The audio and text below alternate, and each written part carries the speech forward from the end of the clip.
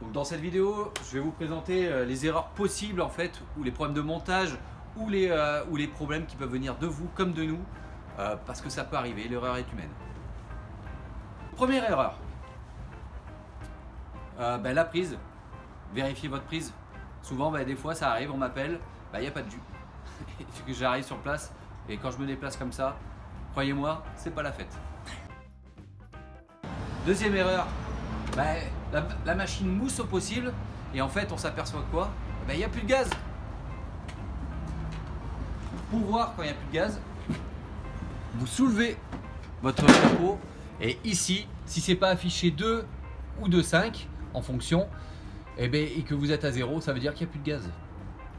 Donc solution à ça, ça veut dire qu'on a mal fait notre boulot, il n'y a plus de gaz, donc il faut venir la changer. Souvent, c'est que la machine à mousse trop. On m'appelle généralement, mais tout le temps pour ça. Donc c'est quoi?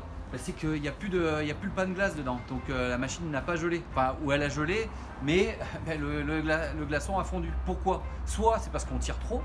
On a tiré 4 fûts dans l'heure, et alors là, forcément, la machine ne suit plus. Parce qu'elle est pratique celle-ci, mais à peu près pour 2 fûts max pour l'heure.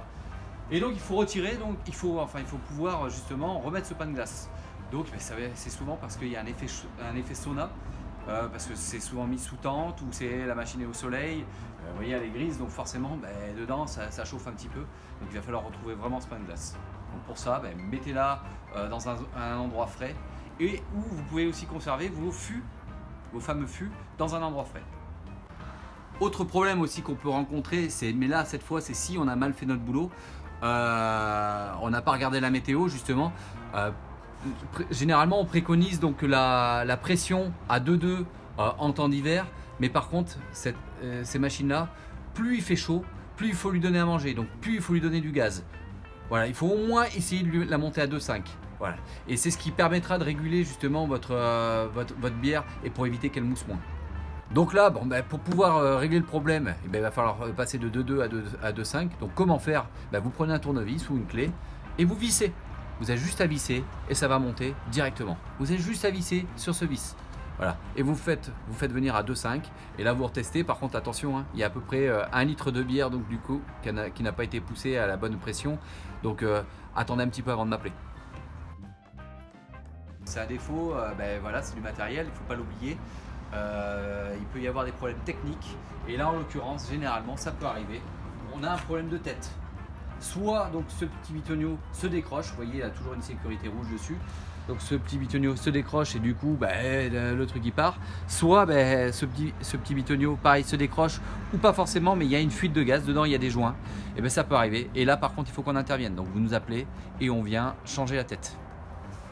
Et ceci, c'est le débitmètre en fait, c'est ce qui va permettre de mettre du débit ou pas dans votre bière.